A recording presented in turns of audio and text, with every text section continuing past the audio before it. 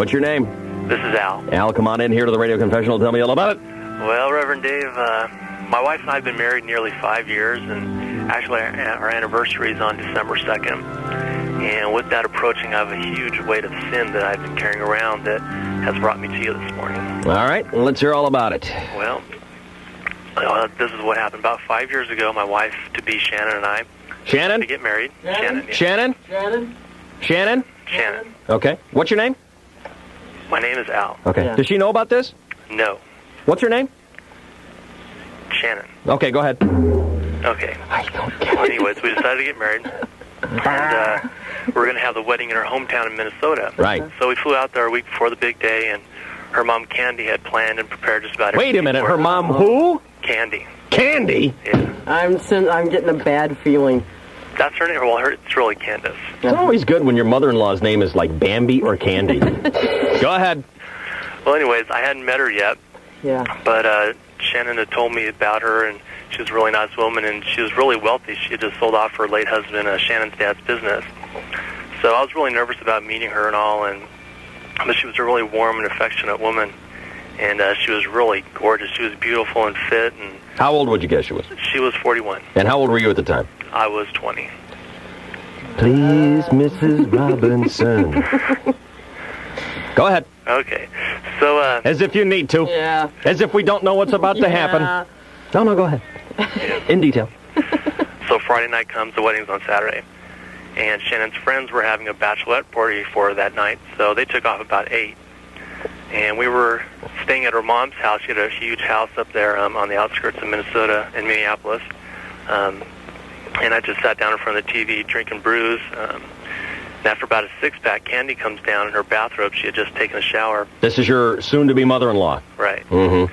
And she sits down next to me, and we just start talking. And next thing I know, she puts her leg over my lap. Mm-hmm. And she starts leaning close to me, and next thing you know, we had kissed.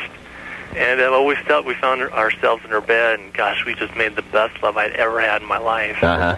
And she was, I really hate to say this, but she was way better than my wife still is today, Dave. Oh, man. Reverend, please, here in the confessional. Man. And I don't know, the only way I can describe it is kind of like a fine wine, it's better with age. So, and she tastes like a fine wine, too. Okay. And I wish I could say that Candy was just a meaningless fling, but my loins still lust for her. To this day, I still fantasize about her while I make love to my wife. Hang on a second here, can you? Yeah. I need to pick up another line here. You son of a bitch. Hello? Hello. Who's this? That is my husband on the other line. Shannon? No, my name isn't Shannon. What do you think? I wouldn't recognize your voice?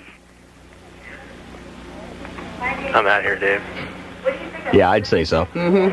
Where are you? At home. You're at home? Better get out of the house. You've got 5 minutes. Dave, how could you... What about the sanctity of the confessional? Yeah, here on the radio. Yeah. Like she wasn't going to hear. You are... Listen to that other bebop station. I don't even have words right now. I would run and hide real quick if I were you. You remember that story that just went to court?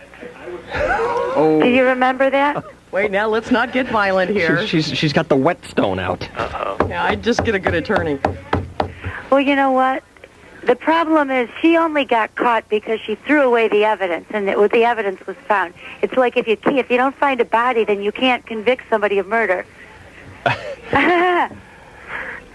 Hey, Al, or whoever your name is, Uh-huh. it's time to leave now. I'm out of here. Okay. Bye-bye. Thanks, Dave. Any thank you. It was bound to happen. Happy Thanksgiving. There's a silver lining to the ugly story that's happened here. I think I'm going out on a limb here and saying this is going to end in a divorce. Yeah. The happy news is you won tickets to comedy night. Winner. Well, if you tell your wife that you won tickets to comedy night, maybe she'll go, well, not so bad. Now, the updates. We got a hold of Al. These folks were living up in Temecula. We have finally the update on what has happened to them. And Al wrote it down for me.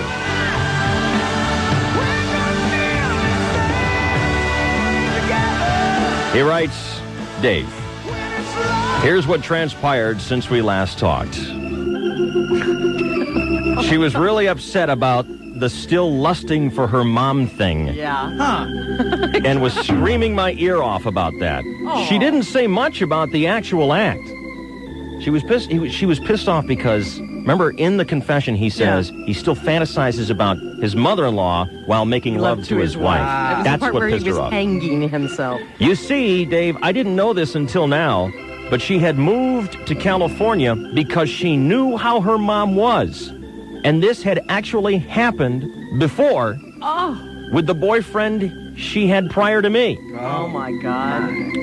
She had finally forgiven her mom, but never wanted to take me back. Never wanted to take me back to Minnesota to visit because she didn't want that to happen with me. She said that since her brothers were in the house that night, she didn't think anything would happen. Well, lucky for me, they took off a little after Shannon did. Oh, God. Well, we had it out for a few days and finally decided to call it quits. Yeah. She had Big gone. surprise. She had gone from ranting and raving about the Bobbitt thing down to a general full-on bitching session about a divorce, and now we don't even talk except through the lawyers. So I guess it's for the best, Dave. I have always had this thought in the back of my head that if I really and truly cared, loved, and respected her, that I wouldn't have done what I did. Even though I was a 20-year-old animal at the time, there wasn't any excuse. That's right. There is a good side to all of this. When her dad passed away, he left her close to $1.5 million that we have only touched to buy our home. We had planned to use the money to send our kids through college and retire with the rest. Well, my lawyer says that since it is now community property, Yeah. I get half. God. Translated, $750,000. You were right. You were right. What? This has made me very angry. Oh, no, you haven't heard it yet. Oh, there's more? No, you haven't heard it yet. I've spent a bit of that money. Last week when I went to visit Candy. And I had a great time with her. Man. Shannon isn't speaking to her anymore either. But I'm sure she eventually will. Oh, yeah, right. So that's it, Dave. Hated your show. Until the lawyer told me about the funds. Now, I'm your biggest fan.